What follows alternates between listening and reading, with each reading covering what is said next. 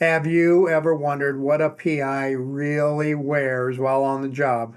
You know, it's not always trench coats and fedoras. No, sir. Your clothing choices can make the difference between cracking a case wide open and blowing your cover.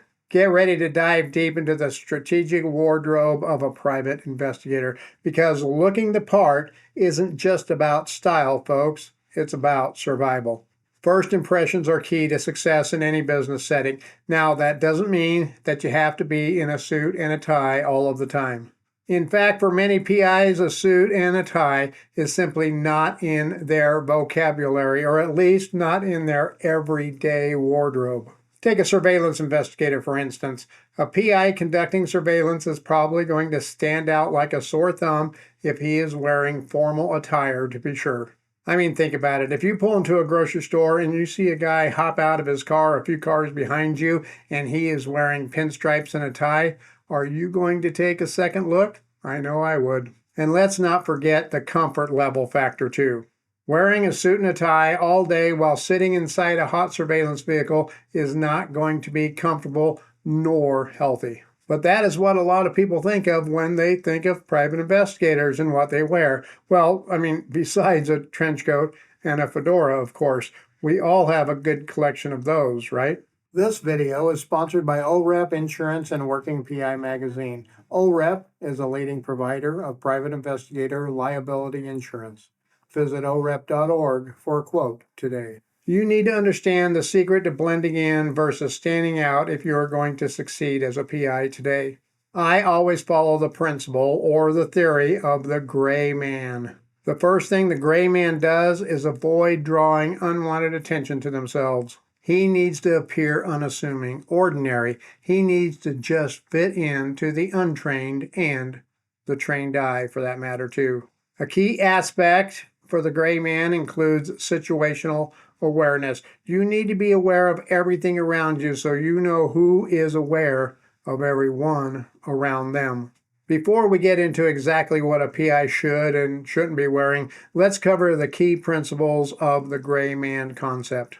Don't worry, you don't have to write all this down. I will have a link below in the description where you can get my gray man concepts review for free.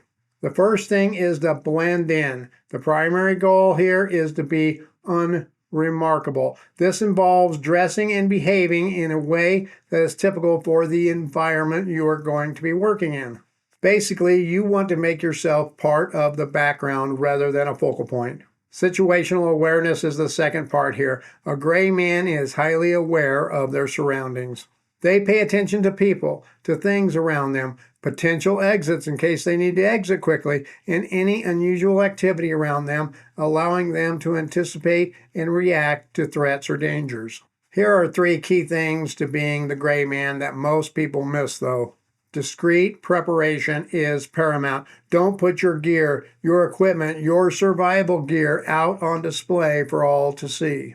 This includes concealing cameras, audio recorders, weapons, or any other tools that you need to complete the job. You also need to focus on reduced vulnerability. Trying to fit in too much could also make you appear to be vulnerable. I had a surveillance case one time where I sat along a long stretch of a residential road where there were no homes, so there usually were no vehicles there. I got there in the wee hours each morning and set up my stationary surveillance position in the exact same place every day. This case was supposed to be a 2-day workers' comp case, but it was going so well it kept getting extended, and that is usually a good thing too. But after 5 days of sitting in the exact same location with all of my blackouts in place and having the same group of kids walk past me every single day, well, the temptation got to be too much for a couple of them. I was watching them as they approached my car. Then I saw one of them pointing in my direction. As they got close, I see them looking all around as if they're looking to see if anybody is watching them. Then suddenly, when they get next to my car, they tried to open my passenger doors and then ran around to the driver's side and tried to open those doors. I quickly reached down, hit the alarm button on my key fob, and I laid on the horn too, and man, you should have seen those kids take off running. Now, I don't know if they were going to try to steal my car, see what stuff was in it that they could steal, or if they knew I was in it and wanted to do harm to me. If my doors had not been locked, if I hadn't been aware of what was going on every day, if I hadn't seen them gesturing toward my car, well, who knows what might have happened. And I learned a lot from that little experience too. After that day, I started changing up stationary surveillance locations on jobs after a day or two. Along with all of that comes mental preparedness. You need to make sure you are both physically prepared and mentally prepared for the job you are about to go out and do. This includes developing mental skills such as decision making and de-escalation to handle difficult situations effectively and efficiently. So what does this all have to do with your attire as a private investigator? Well, it has a lot to do with what clothes you wear. If you are working a corporate undercover case, you need to dress the part. If you are playing the role of an executive, you better be dressed like an executive. But what does that mean to dress like an executive?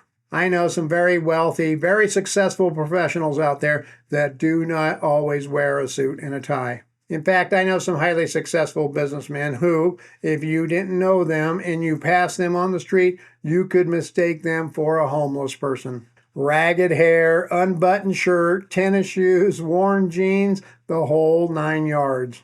But that is just them. That is how they dress. That is who they are. Take me, for instance. This is me most days. Business casual all the way, heavy on the casual, please.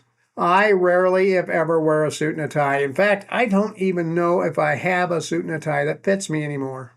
Most days it's blue jeans, maybe a collared shirt, if not a t-shirt, or on special occasions maybe a long sleeve button up, but rarely ever tucked in. But if I am working surveillance, I can guarantee you I am dressing for success, which means I am dressing for comfort. Summer surveillance clothing for me is shorts and a t-shirt and comfy, cool shoes. But I am always prepared to fit in as needed too. I keep a box of surveillance gear in my surveillance vehicle that has several other shirts, shorts, slacks, hats, sunglasses, beach towels, backpacks, you name it. I got it so I can grab stuff on the go and fit in just about anywhere. But what about court? How do you dress for court hearings? Well, I used to wear the suit and tie, but man, I was always so uncomfortable doing that. I have sensitive feet and other foot issues too, so dress shoes always hurt me a great deal. And that pain always made me self-conscious about walking up to take the witness stand. I was always literally worried that I might trip up, stumble, or worse, fall. And ties always make me feel like I am being choked. I can't stand anything around my neck. Not to mention that dress pants and shirts never feel right to me. My legs are never the right temperature. I always think I'm sweating up a storm, and usually I am in a suit and a tie. And those jackets, why? Seriously. Then one day I talked to one of my clients who I did a lot of criminal defense cases with, and I told him about how my attire made me feel on the stand. And he looked me in the eye and he said, "John, have you ever seen me wear a tie in court? Have you ever seen me wear a suit when we go interview witnesses?" Then he said, "No, and I don't for the same reasons you don't want to." Then he advised me to wear what I felt the most comfortable in, but just keep it professional. Judges and juries are more worried about authenticity rather than apparel, and wearing the wrong apparel can make you look much more nervous, uptight, and less authentic, to be sure. And your attire can influence perception well beyond the courtroom, too. If you're conducting a neighborhood canvass looking for witnesses to interview in a case, you better be dressed for success out there on the streets as well. I learned very early on to not always go out in a suit and a tie or even business casual to interview people. If it looks like a duck and walks like a duck, it probably is a duck. And if you look like a cop and act like a cop, they will assume you are a cop. And most people you will interview today, especially those involved in criminal cases, even if their involvement is just as a witness, will clam up when talking to the police to ensure that they do not say anything wrong. Depending on where you're going to be working, dress the part. So if I'm going into a high-dollar neighborhood doing door knocks, I am going to lean more towards the business look. If I am going into a lower income area, I will oftentimes be wearing blue jeans, sneakers, and a nice collared shirt, or a t-shirt with an unbuttoned button up over it. I don't wear fancy jewelry, I don't wear fancy watches, and I don't wear body cams either. I know a lot of PIs today are stuck on the idea that they need a body camera on them at all times to protect themselves. And I get it. I used to feel that way too. But in reality, the real need for that is probably with less than 1% of all cases. I just went out yesterday to do some serves and I forgot my body cam. Oh my goodness. I realized this long after I left the office. And I said to myself, self, who cares? Most of these serves don't look too bad, and you're going out in the daylight too. And you know what? Everything went fine. In fact, I usually have my body cam with me, but I don't always have it on me. I just have it in case I think I'll need it. So let's get to the crux of the question. What does a PI wear, or what should a PI wear? The bottom line is whatever you are most comfortable with will usually do. Now, you may have some clients who demand you dress a certain way, and they can. And you can decide if you will dress that way.